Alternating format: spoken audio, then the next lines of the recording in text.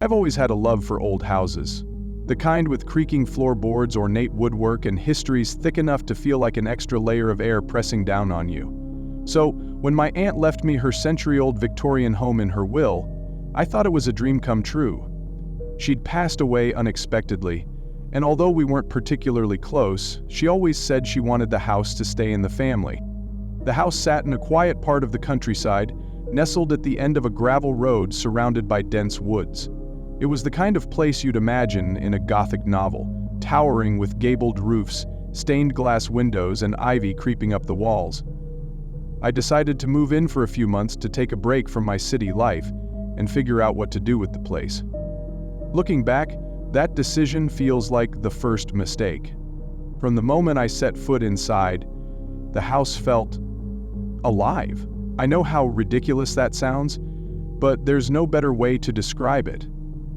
The air was heavier than it should have been, as if the walls were holding their breath. Dust hung in the sunlight streaming through the windows, undisturbed despite years of disuse. Everything was just as my aunt had left it, her teacup on the kitchen table, an open book on the armrest of her favorite chair. It was eerie, like she'd just stepped out and might return at any moment. The first few nights were uneventful, though the creaks and groans of the old house kept me awake.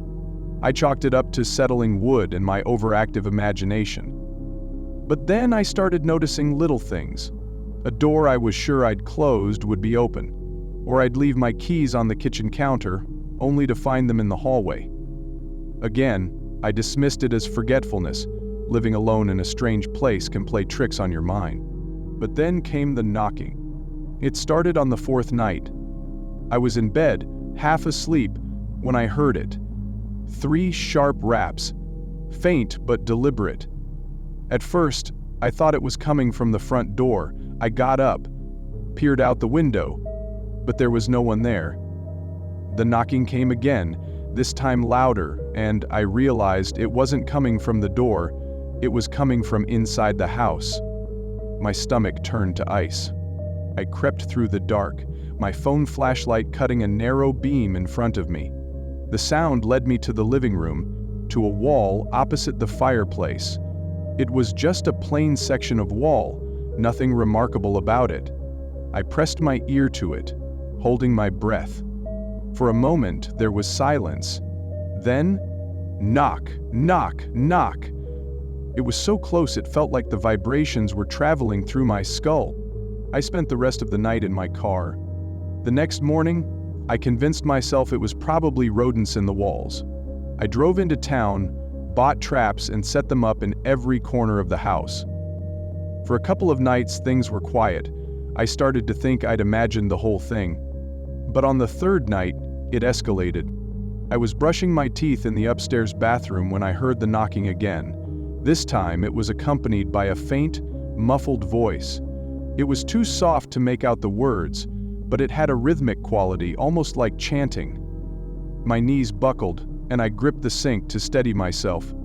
I didn't sleep at all that night, every nerve in my body on edge, waiting for the next sound.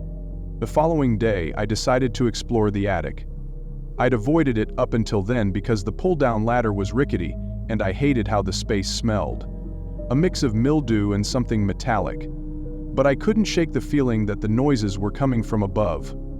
Armed with a flashlight and a kitchen knife, for courage more than anything, I climbed up into the attic. It was worse than I'd imagined. The space was cramped and dark, with slanted ceilings and cobwebs hanging like curtains. Boxes and old furniture were piled haphazardly, as if someone had started to organize them but gave up halfway through. The air was stifling, and I could hear the faint scratching of mice in the corners. Then I saw it. In the far corner of the attic there was a small door. It was no more than 3 feet high, set into the wall like it didn't belong there. The wood was warped and darkened with age, and there was no handle, just a keyhole. I'd never seen it before, not in any of my earlier walkthroughs of the house. My heart was pounding so loudly I could hear it in my ears. I crouched down, examining the door. It had strange symbols carved into the wood, faint but unmistakable. They didn't look like any language I recognized. As I ran my fingers over the carvings, The air around me seemed to shift, growing colder. And then I heard the voice again, clearer this time, coming from behind the door. It was a woman's voice, low and urgent. "Let me out," it whispered. "Please, it's so dark."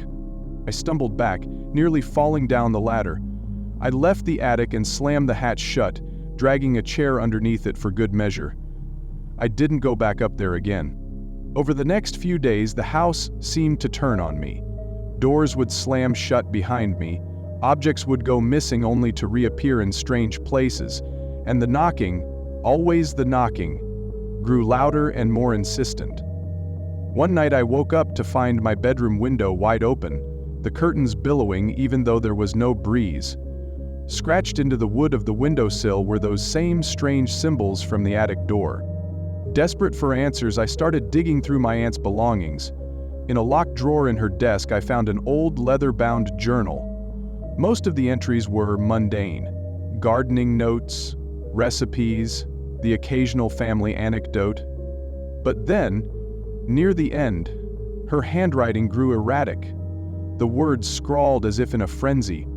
She wrote about something in the walls, about hearing whispers and seeing shadows where there shouldn't be any.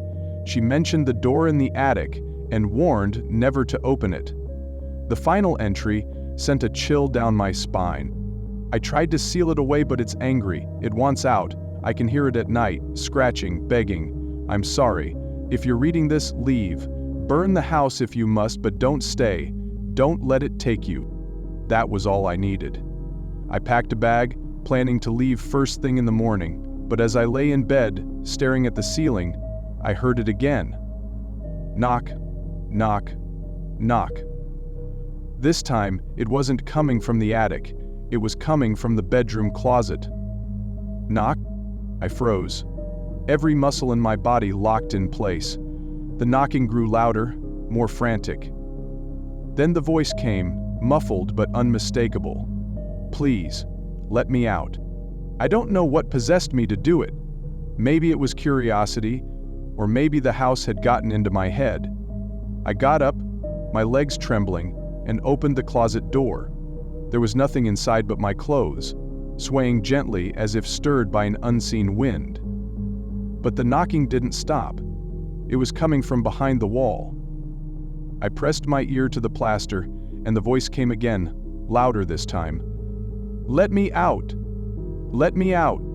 I don't remember grabbing the hammer, but suddenly it was in my hand, and I was tearing at the wall. Plaster and wood splintered under my blows, and soon there was a hole large enough to see through. My flashlight beam cut into the darkness beyond, revealing a narrow, hidden passageway. And then I saw her. She was crouched in the corner, her back to me, her hair matted and filthy. Her body was twisted, like she'd been confined in a space too small for too long. Slowly, she turned her head, and I saw her face. It was wrong, like it didn't belong to a human. Her eyes were too large, her mouth stretched into a grin that seemed to split her face in half. "Thank you," she said, her voice dripping with malice, and then she lunged. I don't remember much after that. I woke up in my car, parked at the end of the gravel road. The house loomed in the rearview mirror, dark and silent. I didn't go back for my things, I just drove. I sold the house to a developer a few weeks later. They planned to tear it down and build a modern subdivision. Part of me felt relieved, but another part, I don't know. Sometimes in the dead of night, I still hear the knocking, and I wonder if I didn't let her out of the house. I wonder if I let her out into the world,